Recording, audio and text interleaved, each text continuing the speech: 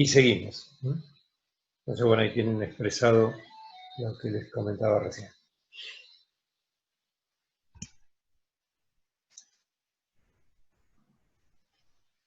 Perfiles típicos de playa, estos búsquenlos en el libro, perfiles extremos, disipativo y reflejante, están dados por la pendiente de la playa. Estas son las traducciones de los tipos de rotura.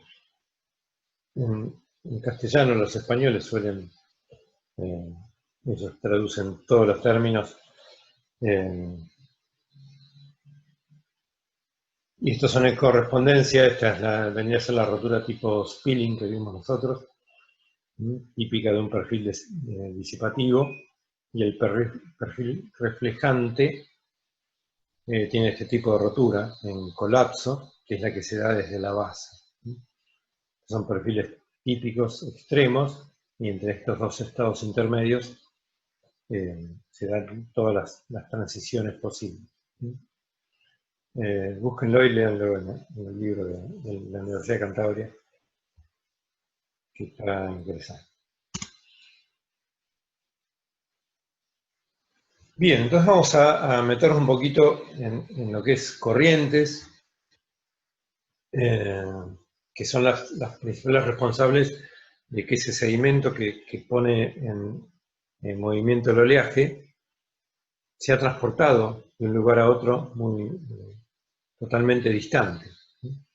Si no fuera por las corrientes, el sedimento se pondría en movimiento, pero quedaría en lugar.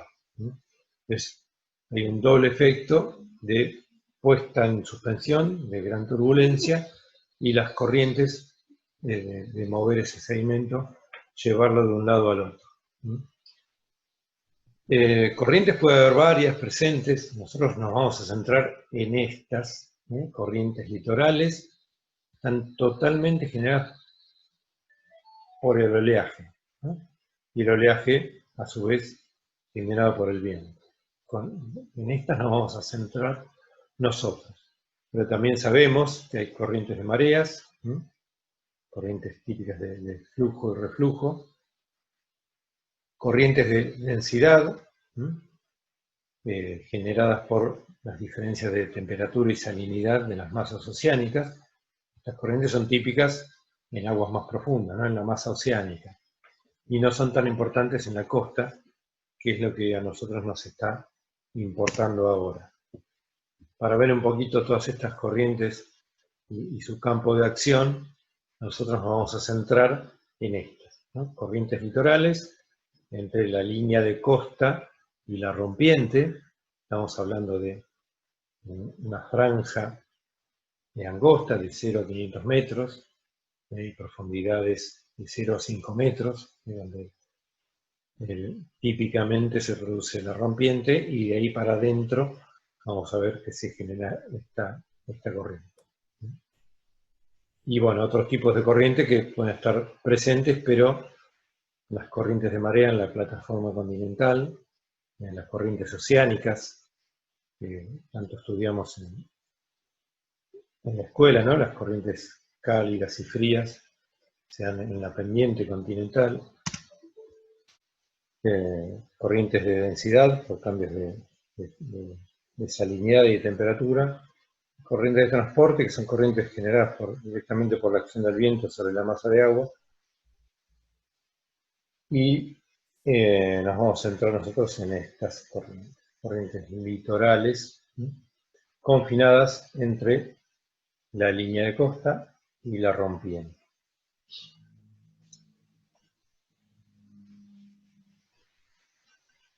Características de las corrientes litorales que vamos a estudiar.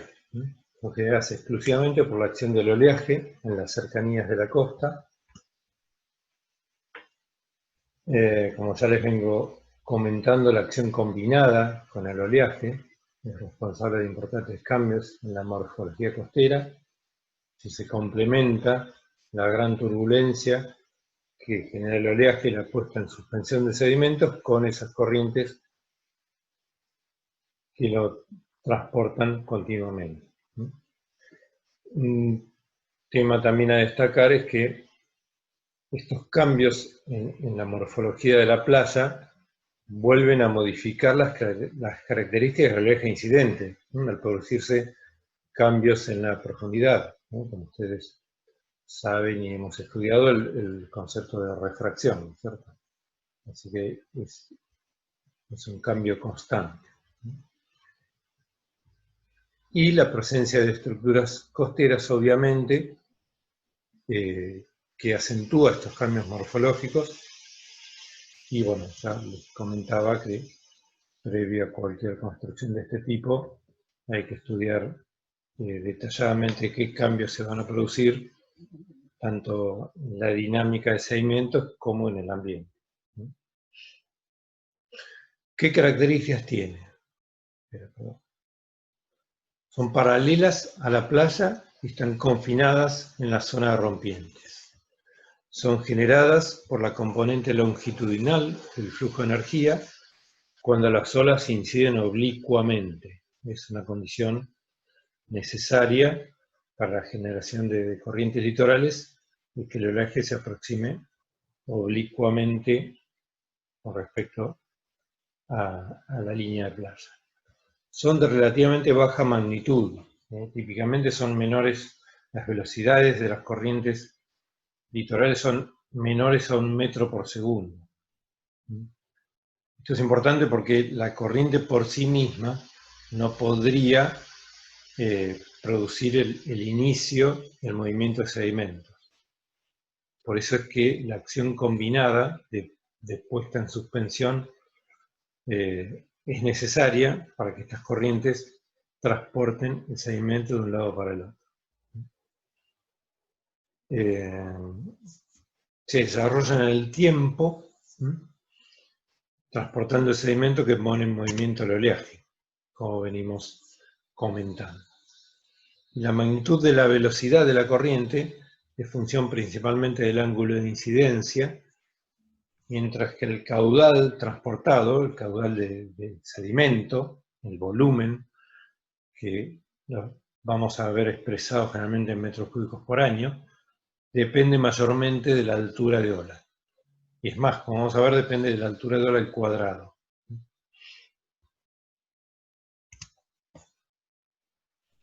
Bueno, este es un caso particular. Me faltaría algún caso más general de corriente. Este es un efecto secundario de la presencia de corrientes litorales. No tengo el pizarrón, pero en general, si tenemos una zona de costa y tenemos oleajes que inciden oblicuamente, olvídense por un momento de este gráfico que tienen acá, si tenemos unas olas que inciden en esta dirección, las corrientes litorales se van a producir, obviamente, de derecha a izquierda. En otras condiciones, si el oleaje cambia de dirección, la corriente se va a producir en sentido contrario. En algunos casos particulares donde hay corrientes enfrentadas, en un sentido y en el otro, se produce por continuidad. Estas corrientes se llaman corrientes de retorno,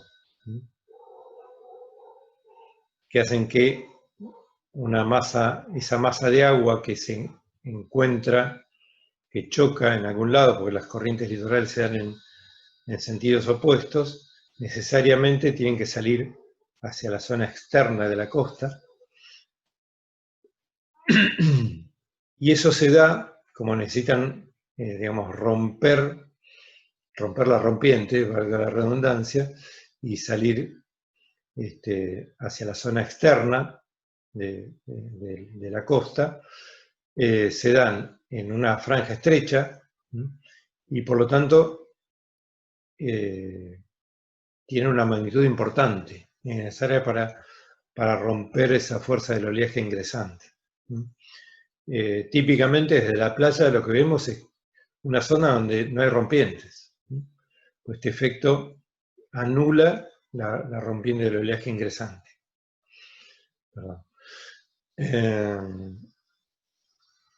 Estas corrientes pueden darse de distintas maneras. Como les decía, donde por efecto de las formas de fondo, las corrientes litorales son opuestas.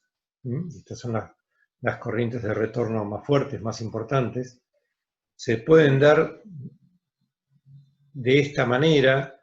Las corrientes litorales pueden aparecer también con oleaje normal, pero con cambio en las formas de fondo. Y esto se da porque, como yo les expliqué recién, el oleaje rompiente produce una sobreelevación de nivel, lo que llamamos wave setup.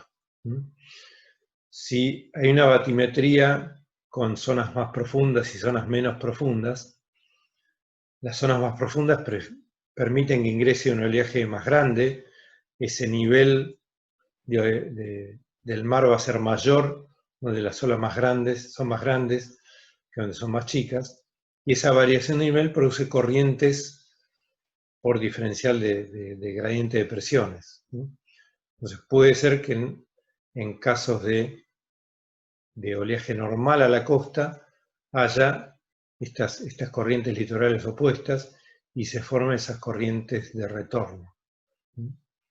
Esto es típico de lo que llamamos circulación en celda, con corrientes de retorno que se dan a intervalos más o menos regulares. Se suele dar en batimetrías rítmicas, le llamamos, ¿no? Con zonas más profundas, que son estas zonas, y zonas menos profundas, que son donde se concentran las corrientes de retorno. Y estas son tan fuertes que son peligrosas para los bañistas. Cuando el mar tira hacia adentro, en la jerga popular de las playas, son corrientes de retorno, son realmente peligrosas, son mucho mayores que las corrientes paralelas, y hacen que uno, por más que quiera nadar hacia adentro, no puede vencer a la velocidad de la corriente de retorno. En muchas playas en Estados Unidos es típico ver carteles explicando este fenómeno, y le explican al bañista que si uno queda atrapado en estas corrientes no tiene que nadar contra la corriente, sino nadar hacia el costado. Una vez que uno sale de esta corriente, fácilmente puede nadar sin esfuerzo hacia la costa. Y inclusive suelen estar marcadas con banderas las líneas de corrientes de retorno. Estas son tan importantes que se suelen ver desde arriba. Fíjense, acá tienen 3 corrientes típicas de retorno a lo largo de la playa. No está muy claro acá, pero se suele alterar la zona rompiente. Busquen después en internet imágenes pueden encontrar como corrientes litorales. Estas son corrientes de retorno. Es muy típico de que se puedan ver desde el aire. Estos efectos se pueden dar combinados. Si hay una corriente, este es un ejemplo de corriente litoral en un solo sentido, por un oleaje oblicuo, ¿no? Estas son crestas de olas las que están dibujadas acá.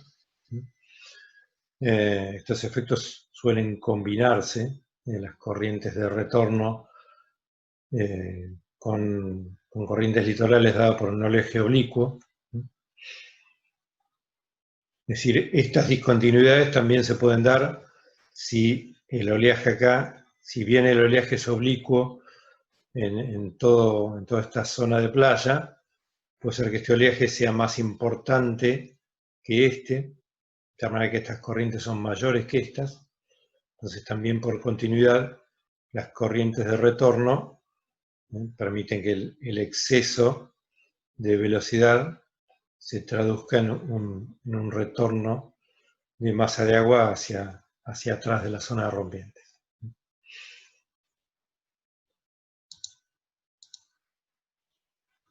Entonces vamos a ver un poco de expresiones matemáticas. Entonces vamos a ver acá una expresión la más simple, que es el método del flujo de energía, en el que a partir de la expresión del flujo de energía de F, que hemos visto en la primera parte de la materia, obtenemos prácticamente, a partir de estudios empíricos, expresiones para el caudal de arena que transporta el oleaje por efecto de una corriente litoral.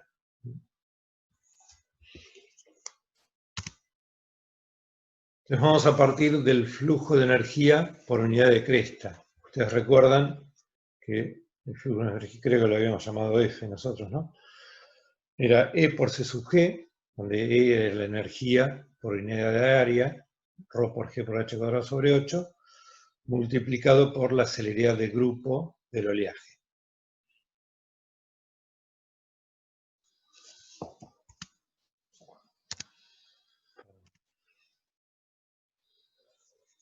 Lo que vamos a hacer acá es expresar este flujo de energía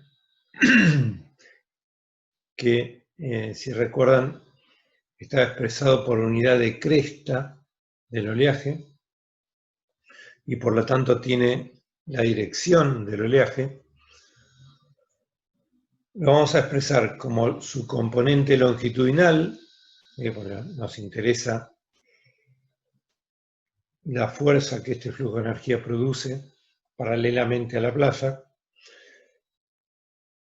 y además lo vamos a expresar por unidad de ancho de playa. Entonces hay una doble transformación. El primero, el flujo de energía, que es en dirección de la cresta de las olas, vamos a calcular su componente longitudinal. Y después, como está expresado por unidad de cresta, lo vamos a expresar por unidad de ancho de playa. Entonces, la componente longitudinal para un oleaje que incide con un cierto ángulo alfa con respecto a la normal a la playa, va a estar expresado por E por C sub G por el coseno de ese ángulo alfa. Y cuando transformemos la componente longitudinal del flujo de energía por unidad de cresta a esa componente longitudinal por unidad de longitud de playa, lo vamos a terminar multiplicando por el seno de alfa. No tengo el pizarrón, yo esto solo. Vamos a ver si podemos esquematizarlo acá. Ustedes después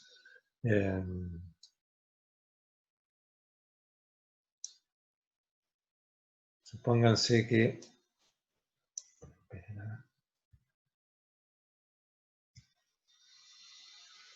¿están viendo ahí ese detalle que yo estoy dibujando? Sí, se ve. Bien. Sí, se ve bien. Bien. Supongamos que un oleaje incide con ese ángulo a la playa, de manera que el flujo de energía, F, va a tener esa dirección. Pero lo que tenemos que hacer para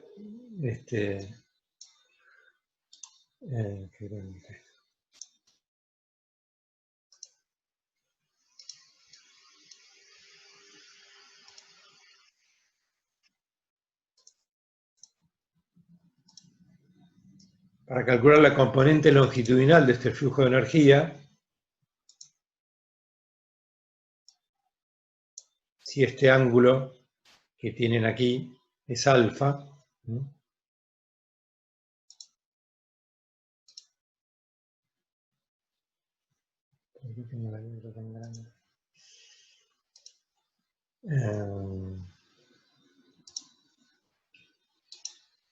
tenemos un alfa por acá. Si ese ángulo es alfa, primero vamos a calcular la componente longitudinal del flujo de energía. ¿Sí? De tal manera que vamos a... fueron las flechitas acá. Vamos a calcular nosotros esa componente. Esa componente es F por el seno de alfa. Ah, está al revés. Lo tengo hecho al revés en la filmina.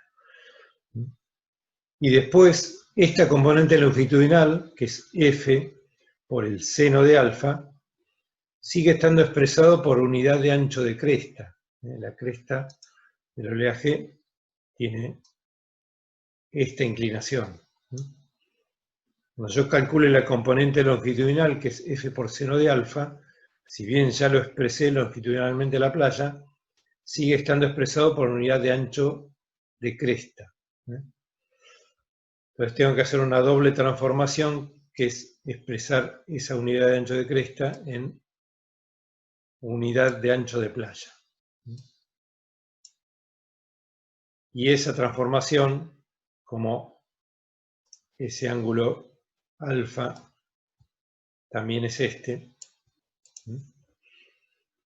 esa transformación es por el coseno de alfa, la transformación de unidad de ancho de cresta a unidad de ancho de playa. Entonces, por eso es que en esta expresión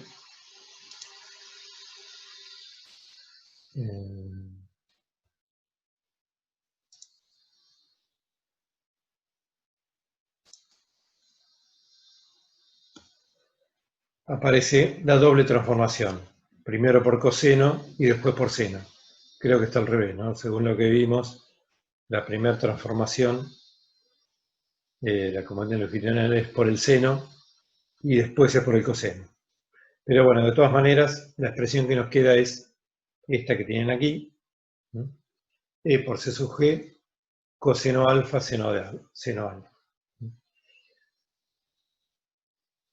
Coseno alfa es igual a seno de 2 alfa sobre 2. Así que aquí tienen mediante esa transformación nos queda esa expresión. Y si lo expresamos en la Roberto, te hago rompiente... una pregunta. Sí, decime.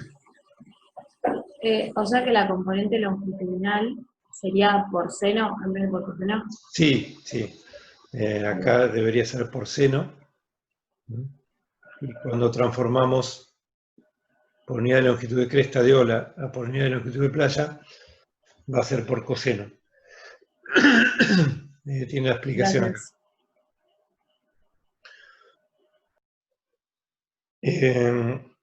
Esta expresión debemos evaluarla en la rompiente. Por lo tanto, le ponemos una pequeña b y mantenemos la expresión en inglés, la b es de break. Así lo van a ver en la bibliografía. Bien, entonces tenemos esa expresión que, de acuerdo a lo que vimos, es la componente longitudinal del flujo de energía por unidad de ancho de playa. ¿No es cierto?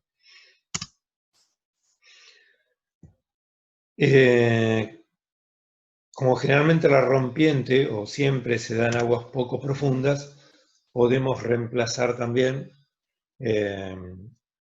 H por gamma por H, la condición de rompiente, y además C sub B, que es la celeridad del oleaje, por raíz de G por H. Si hacen esas transformaciones, podemos expresar esta componente de energía en función directamente de la profundidad. Pero bueno, miremos más que nada esta expresión. Fíjense que mayormente hay dos términos importantes, características del oleaje, que son el seno de 2 alfa y la altura de ola en la rompiente. Fíjense este término y veamos cuándo es mayor la componente esa longitudinal del flujo de energía. para que esto sea máximo, el seno de 2 alfa b igual a 1, se da para 2 alfa b igual a 90 grados. O sea que alfa es 45 grados. Es decir, cuando el oleaje incide a 45 grados, va a ser el mayor flujo de energía y la mayor corriente litoral, como vamos a ver. Y tanto para el caso de oleaje normal a la costa, donde alfa es 0, y por lo tanto la componente longitudinal obviamente es 0. Para cuando el oleaje es paralelo a la costa, es un caso límite, pero es imposible de darse, porque no habría propagación de aguas profundas a aguas poco profundas, pero en el caso de un oleaje muy oblicuo hacia la costa, también la componente longitudinal sería 0. La mayor energía se da para 45 grados. Eso tengámoslo en cuenta. Y también entonces en función de la altura de ola al cuadrado. Vamos a ver ahora la relación entre esta componente longitudinal y el movimiento de sedimentos. Ahora, acá es donde viene la parte empírica, y estos dos investigadores, Komar e Inman, en el año 1970, fíjense que no hace tanto en el tiempo,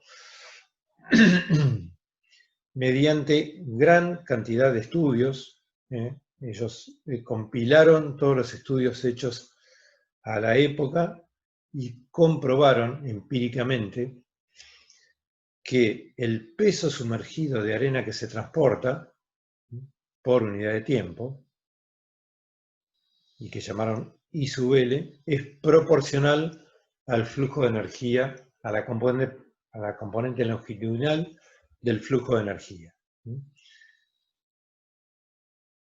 Esta es la expresión de ese peso sumergido de arena.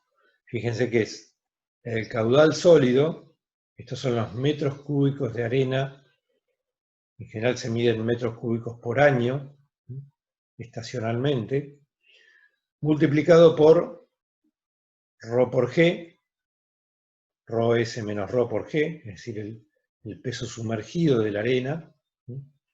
ρS es la densidad del sedimento y ρ es la densidad del agua.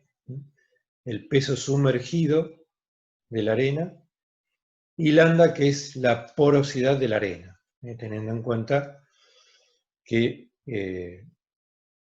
la arena tiene vacíos, ¿no? Entonces es un coeficiente que lleva el volumen a volumen sólido.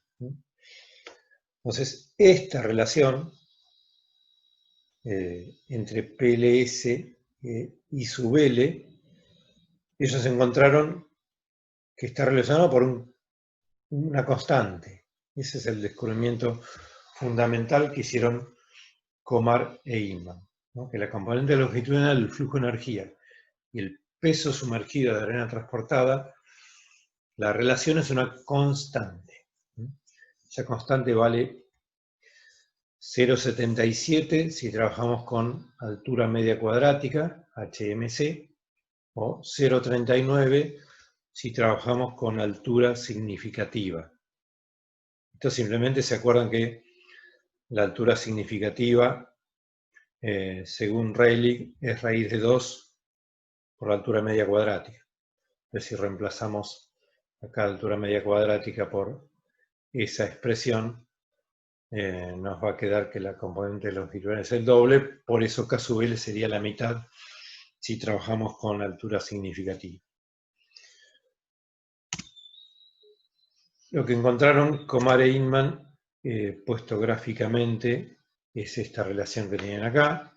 Acá hay gran cantidad de estudios, tanto de laboratorio, estudios en laboratorio, como estudios en campo,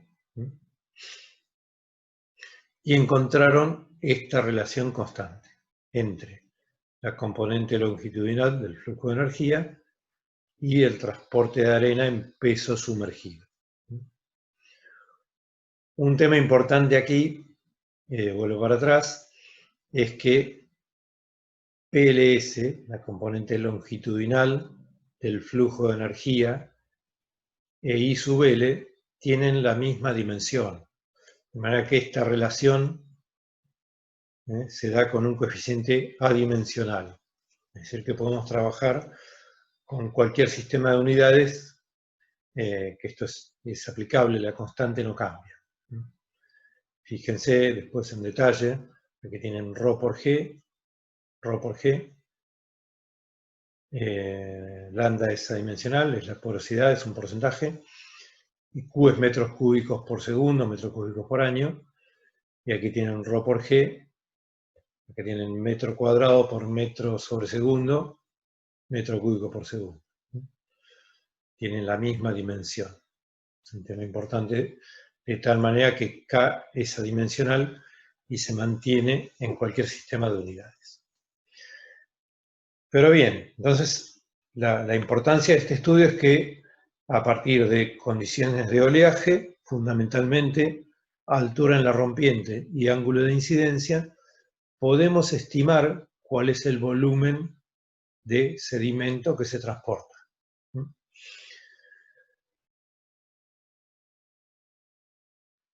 Este volumen es un volumen instantáneo de sedimentos. Para una condición de oleaje, altura y ángulo de incidencia, yo tengo un caudal de sedimento que se está moviendo. Pero este oleaje varía día a día, semana a semana, mes a mes.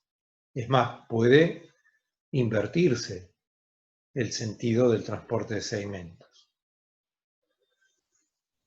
Entonces, va a ser importante, vamos a ver ahora a continuación, en un ratito, estudiar a lo largo del tiempo cómo varía ese valor Q. En algunos instantes el transporte litoral, si estamos parados en la playa, va a ser de izquierda a derecha. Una semana más tarde o días más tarde puede invertirse por cambio en las condiciones de oleaje. Puede aumentar, puede disminuir y puede invertirse. Entonces lo importante va a ser hacer un balance sedimentario. Esa es la fórmula expresada, que es la que tienen en el Shore Protection Manual, la forma de transporte sólido del CERC, donde simplemente está expresado en función de Q sub L, ¿no? Despejado, de manera que pasa dividiendo ρS menos ρ por G por lambda. Les decía entonces que vamos a tener que estudiar en el tiempo y haciendo un balance. Generalmente se hace un balance anual, se estudian estadísticamente todas las condiciones de oleaje que se pueden dar en un año y se hace un balance de sedimentos. Y se estima el transporte neto anual de sedimentos como, por ejemplo, el izquierda. Y a eso lo llamamos transporte neto de sedimentos. También podemos calcular el transporte total, como la suma de los valores absolutos, tanto hacia la derecha o hacia la izquierda. Y cada uno de estos va a tener su aplicación para casos diferentes. Supónganse que tenemos un canal de acceso. En una playa, un canal de acceso a un puerto. Nosotros hemos visto, o hemos comentado, que un canal de acceso en la zona transversalmente a la franja litoral, es un lugar donde los sedimentos se depositan. En ese caso nos va a importar estimar el Q total, por tanto, el